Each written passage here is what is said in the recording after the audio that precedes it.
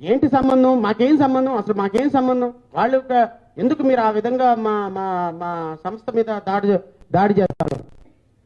ఎందుకు సంబంధం అంటే ఇందాపూర్ డైరీకి వీ హ్యావ్ ఫైనాన్షియల్ ట్రాన్సాక్షన్స్, వాళ్ళతో మేము కొన్ని ప్రాజెక్టులకు మాత్రమే మేము తీసుకుంటున్నామని హెరిటేజ్ సంస్థ అఫీషియల్గానే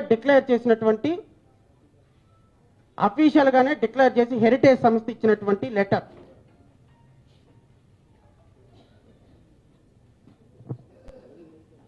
ఎందుకంటే మనం ఈ విషయాలన్నీ కూడా రాష్ట్ర ప్రజలకి మన ప్రెస్ మీట్ల ద్వారా తెలియజేస్తాం. కానీ ఈరోజు సామూహికంగా మనం అందరం నిరసన దీక్ష తెలియజేసేటప్పుడు ఖచ్చితంగా ఈ ఇందాపూర్ డైరీకి హెరిటేజ్ సంస్థకు ఉన్నటువంటి లింకులు ఏంటి అనే విషయంలో పూర్తిగా రాష్ట్ర ప్రజలకు ఒక అవగాహన కావాలి. వీళ్ళు ఏదైతే హెరిటేజ్ సంస్థ ఖండిస్తూ ఇచ్చిందో ఈ హెరిటేజ్ సంస్థ ఇచ్చినటువంటి ఖండంలో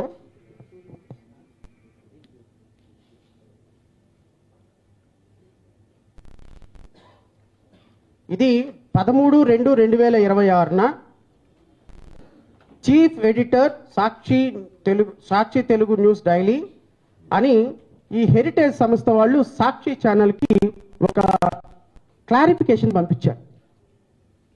ఏది, మీరు ఇందాపూర్ డైరీకి మాకు సంబంధాలు ఉన్నాయని చెప్తున్నారు, ఈ సంబంధాల విషయంలో మాకు లేదు అని. ఈ సాక్షి ఛానల్లో ఇచ్చినటువంటి అంశాలు ఏంటి అంటే వాళ్ళు చెప్పింది, we have only contract manufacturing arrangement for paneer, cheese, SMP and UHT milk as a buyer of these products from them.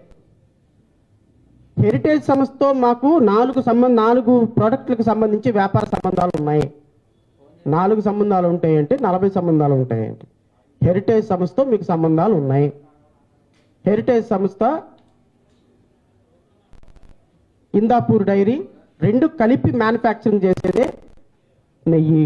Tirumala విషయంలో, లడ్డూ విషయంలో ఈరోజు తిరుమల వెంకటేశ్వర స్వామి ప్రసాదాన్ని కల్తీ అయిందని చెప్పి తద్వారా ఈరోజు ఇందాపూర్ డైరీకి ఈ ప్రాజెక్టుని ఇప్పించుకునేటువంటి ప్రయత్నం చేసిన ముఖ్యమంత్రి చంద్రబాబు నాయుడు, దీన్ని ఇండైరెక్ట్గా ప్రోత్సహించినటువంటి క్యాబినెట్ ఉప ముఖ్యమంత్రి, దీన్ని లబ్ధిదారులుగా ఉన్నటువంటి నారా భువనేశ్వరి గారు, వీళ్ళందరూ కూడా వెంకటేశ్వర స్వామికి క్షమాపణ చెప్పి తీరాలి. రాష్ట్ర ప్రజలకు కూడా ఇంత దారుణాలు చేసినందుకు క్షమాపణ చెప్పి తీరాలి.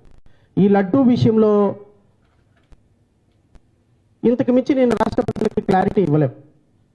కానీ ఈరోజు వ్యాపారాలు చేసుకుంటూ 100 కోట్ల రూపాయలు సంపాదించుకుంటూ ఈరోజు రాష్ట్రంలో అధికారం సంపాదించుకున్న తర్వాత ఈరోజు రాష్ట్ర ప్రజలని, రాష్ట్ర సమస్యలని గాలి కుదిలేసి ఈరోజు మీరు రాజకీయాలు చేసుకుంటా ప్రజలను కన్ఫ్యూజన్ స్టేట్ ఆఫ్ మైండ్లోకి తీసుకెళ్ళటం అనేది అది కరెక్ట్ రాజకీయం కాదు.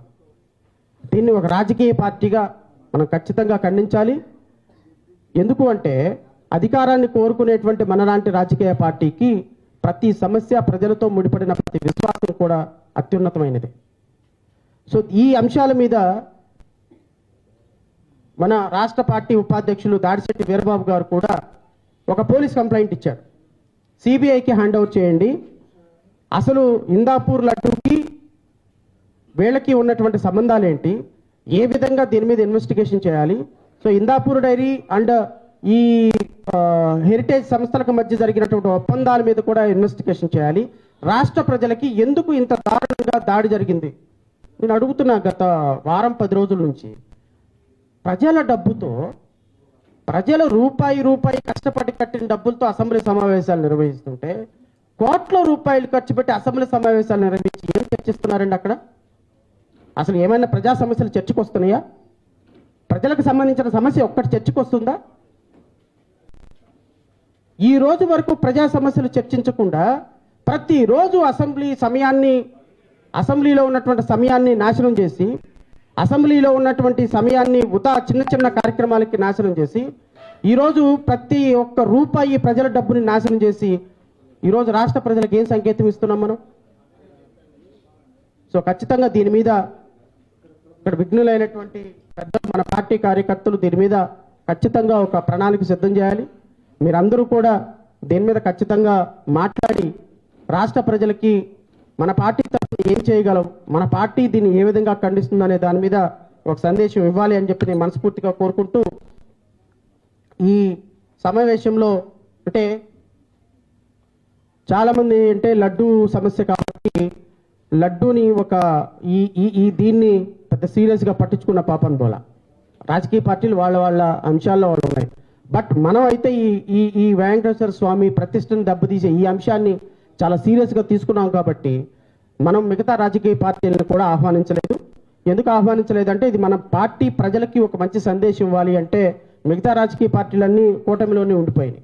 సో మిగతా రాజకీయ పార్టీలకి కొంతమంది ఈ లడ్డూ అంశం మీద ప్రాముఖ్యత లేదు. సో కాబట్టి మనం తీసుకున్నటువంటి అంశాన్ని రాష్ట్ర ప్రజలకు వివరించాలి అంటే మన పార్టీ మాత్రమే దీన్ని పూర్తిగా తీసుకుంది. బహుశా వస్తే అపోజిషన్ పార్టీ వాళ్ళు ఎవరైనా రావచ్చు వైఎస్ఆర్సీపీ నుంచి. వాళ్ళు వచ్చిన తర్వాత వాళ్ళు మాట్లాడతారు. ముందు మనం దీని మీద ఇది ఏ విధంగా ప్రజల్లో ఒక చర్చకి వెళ్తుంది, ఏ విధంగా ప్రజలు దీన్ని రిసీవ్ చేసుకుంటున్నారు, ఇన్ని సమస్యలు ఉండగా ఎందుకు ఈ విధమైనటువంటి సమస్యల్ని ఈ విధమైనటువంటి వాటిని రోజు మీదకి ప్రజల మీదకి తీసుకొచ్చి మీడియా మొత్తం దీన్ని ఒక ప్రతిష్టను దెబ్బతీసే విధంగా తీస్తుందనే దాని మీద మనందరం కూడా ఒక పూర్తి స్థాయిలో చర్చ జరపాలని నేను మనస్ఫూర్తిగా కోరుకుంటూ విచ్చేసినటువంటి ప్రతి ఒక్కరికి కూడా హృదయపూర్వకంగా నమస్కారాలు తెలియజేసుకుంటూ మధ్యాహ్నం వరకు ఈ సభ జరుగుతుంది. మధ్యాహ్నం తర్వాత ఒక నిరసన దీక్ష తర్వాత మన పార్టీ సంబంధించినటువంటి యాక్టివిటీస్ స్టార్ట్ అవుతాయి.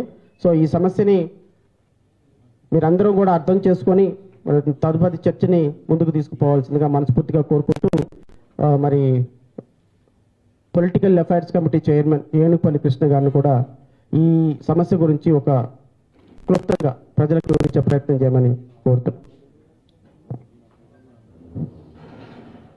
ముందుగా ఈ యొక్క కార్యక్రమానికి వచ్చిన మిత్రులందరూ కూడా జైభీములు. అలాగే మరి అన్ని మతాలని గౌరవించే వ్యక్తులుగా ఈ రాజకీయ పార్టీలో ఉన్న కార్యకర్తలకి, నాయకులకి, ఈ రాష్ట్ర ప్రజలకి అందరూ కూడా గోవిందనామం సర్వం చూపిస్తూ అందరూ కూడా గోవిందా గోవిందా చెప్పండి.